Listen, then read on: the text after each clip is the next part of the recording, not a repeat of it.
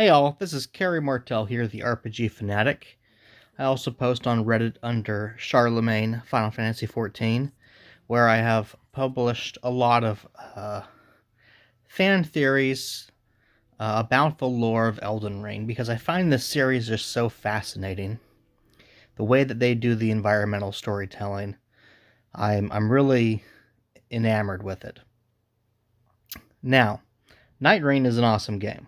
Everybody should play it just because it's super fun, especially if you're a fan of Elden Ring. Of course, I would say first play Elden Ring before you play Nightreign, but this is really a lore video, so let's talk about some lore stuff that seems to be getting missed by some members of the community, who are clearly in a super rush to try to make a bunch of videos to get a bunch of clicks on YouTube. I'm making a video here too, but this video is going to have something in it that I think a lot of people haven't really noticed about both Elden Ring 1 and Nightreign.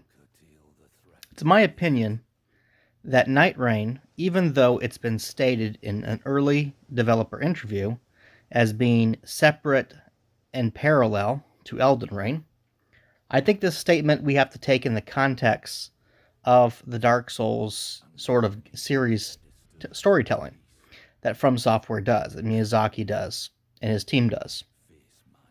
A lot of these games take place in a ruined world where the concept of time is not quite a straight path. Dark Souls 3 makes this abundantly clear because we literally have our character going through time because there's this effect called the convergence that is mashing together different times and eras of the world together so that you can reignite the first flame by gathering sufficient souls to be able to do so. So we end up having the character going through areas that are literally, in terms of the story timeline, built on top of each other's ruins.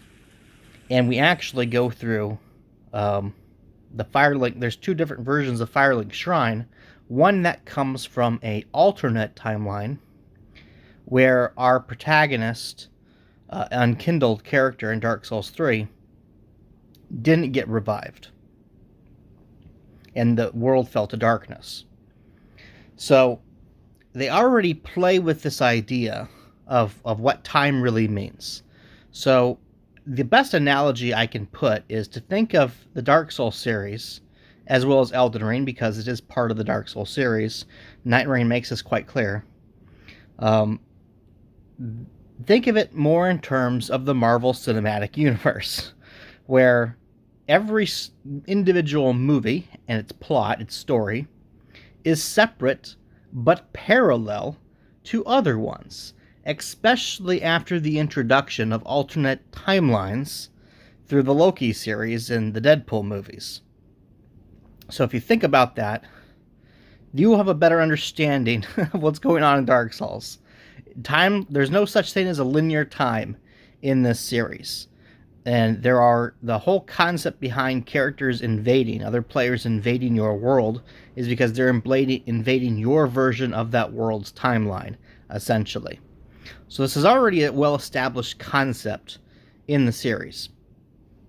Now, in this video, I want to talk about specifically Executor's remembered stories, his quest line. I'm not going to talk about the whole thing. What I want to focus on is in his last chapter of the Remembrance quest, after you do battle against his own recollections, basically his own memories, you get free reign over a piece of land that does not appear in Elden Ring 1. It is off the northern coast of Atlas Plateau, across from Dominilla, or however you pronounce it, the windmill village with all the crazy lunatic women, basically the cannibal women, as well as where the Godskin boss fight takes place. That landmass doesn't exist in Elden Ring 1. But all of the details that you can see from that landmass do appear in Elden Ring 1. You can see Volcano Manor. You can see the consecrated snowfield arch trees. And then you can see something that I don't think a lot of people, have ever noticed. Because in order to see this, you have to stand on the very, very edge of a very particular place that there's little reason to do so. At least to pay attention. And it's this dead tree sticking up out of the sea. And you might think at first, maybe that's the Halig tree. But I teleported over to the Halig tree, and you cannot, standing at the top of the Halig tree, you cannot see that area of Atlas Plateau. So, in Elden Ring 1, you can see this dead tree, just as you can see it from the Remembrance in Nightreign. What is this dead tree? I thought maybe it might have been actually a reference to the Night Lord, because at the ending of Nightreign, what seems to be something at least related to the Night Lord comes out of the water, which also is a big dead tree. But this isn't located in the area that he rises out of. He comes out of basically around the area that the Round Table Hold, oddly enough, comes out of. So, what is this dead tree? Seems to be important because they're trying to point it out to us. And after teleporting into this area in Elden Ring 1, the first game, I noticed that if you do stand near the area where you loot the Celebrant mace weapon, the skull weapon, you can see that tree. So it seems like it might have been intended by the developers for us to have noticed that tree. And because a lot of people never noticed that tree, they decided to make this Executor quest line to try to draw some more attention to it, to see if people would pay attention enough to see it. So what is the significance of this dead tree? I don't know, but it's a very large tree, and it's in the sea, not unlike the Halig tree, which also is growing out of an island in the sea.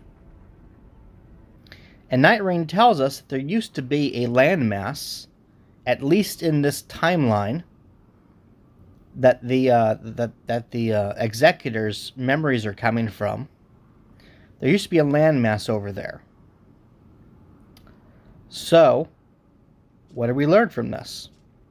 We learned that there are still things hidden in Elden Ring 1 that the community hasn't really focused on and thought about, but seem to be important enough to get our second reference in Nightreign.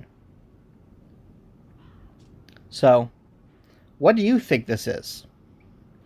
By the way, since I don't want to make a bunch of different videos about the Executor quest, I think a lot of people are getting the story of the Executor wrong. Some people only focus on the fact that there is a Crucible Knight who commits seppuku, who kills himself, Harigari style, in front of the body of a Finger Maiden.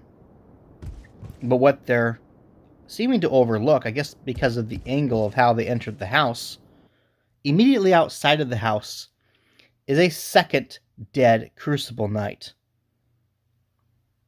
If you read the journal entries, what seems to be going on is that the painter was a Finger Maiden, and the first Executor, the first Crucible Knight, Axe Knight,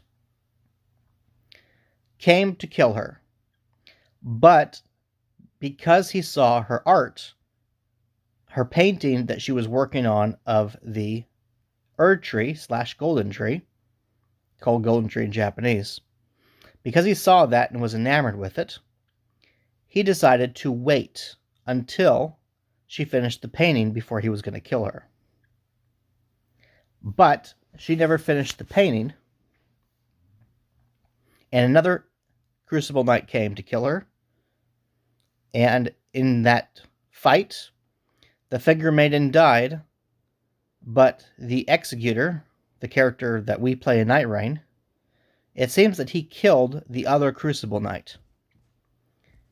and in his sorrow, he used the katana that the Finger Maiden had brought with her from the lands of reeds to kill himself. So, that's what the storyline actually is. His memories seem to be merged with those of the Finger Maiden, because it seems like his soul and that of the Finger Maiden have merged together. That's what it seems to be from my take of looking closely at all of the details. Now you'll notice that the Crucible Knight has Ordorvius' sword, but I don't think this is Ordorvius. It's probably unlikely. It's the same sword that all the Axe Knights use.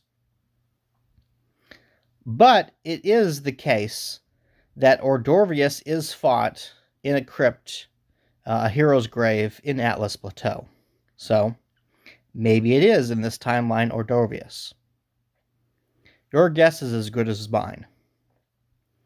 But that seems to be the case. But it makes it more interesting is the fact that the biggest piece of lore that we learn here is that the Crucible Knights were killing Finger Maidens, which seems a bit odd. Seems a bit odd to me that the Crucible Knights, who are claimed to be the Knights of Godfrey, the first Elden Lord / King of Eld, of Marika's reign.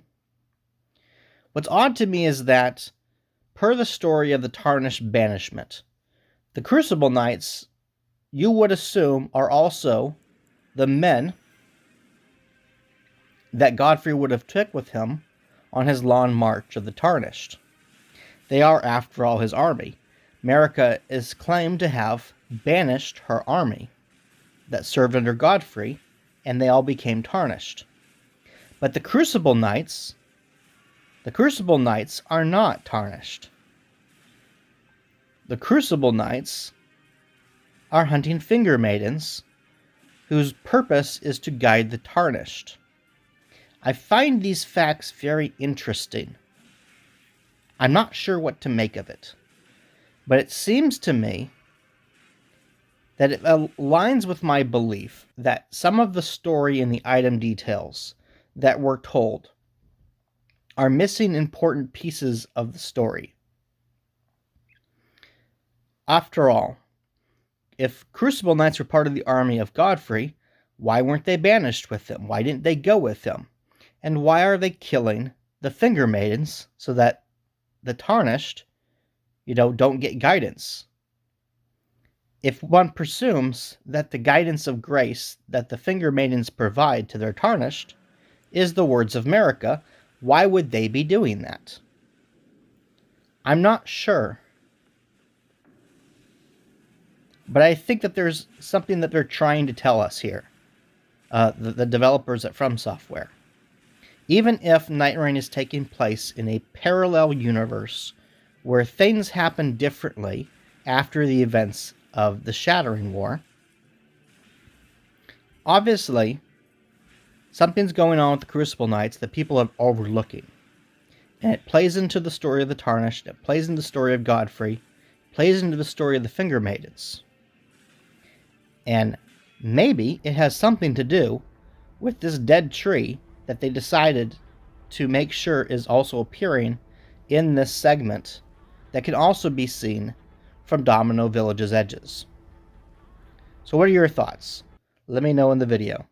Thanks for watching, and I should also say, while there is a very popular subreddit, Elden Ring Lore Talk, the moderators, for whatever reason, have decided to start censoring posts and removing comments of anybody who says that Nightreign is an official canon game of Elden Ring. As silly as that sounds, that's what's going on. I guess they decided that they're going to fall into the camp of people who are utterly convinced that Nightreign is completely unrelated to the world setting of Elden Ring, that has no story revelations that are relevant to understanding the setting of Elden Ring. They're gonna purposely misinterpret some of the early statements in the developer interviews, not understanding what they meant, and think that means that, there's nothing new to learn in Nightreign about the world of Elden Ring, which is obviously wrong, because we just learned something here in this video from doing the Executor Remembrance quest about the Crucible Knights and the Finger Maidens. You know, obviously there's stuff here to learn. So, I've made a new community. It's called Elden Ring Lore Theory. I'm going to put a link to it in this video description, and also in the first comment that I'm going to pin. Please join that community, submit your own posts. You are free to talk about Nightreign, its connections and implications to the backstory of anything related to Elden Ring 1. That's all, guys. See you in the next video.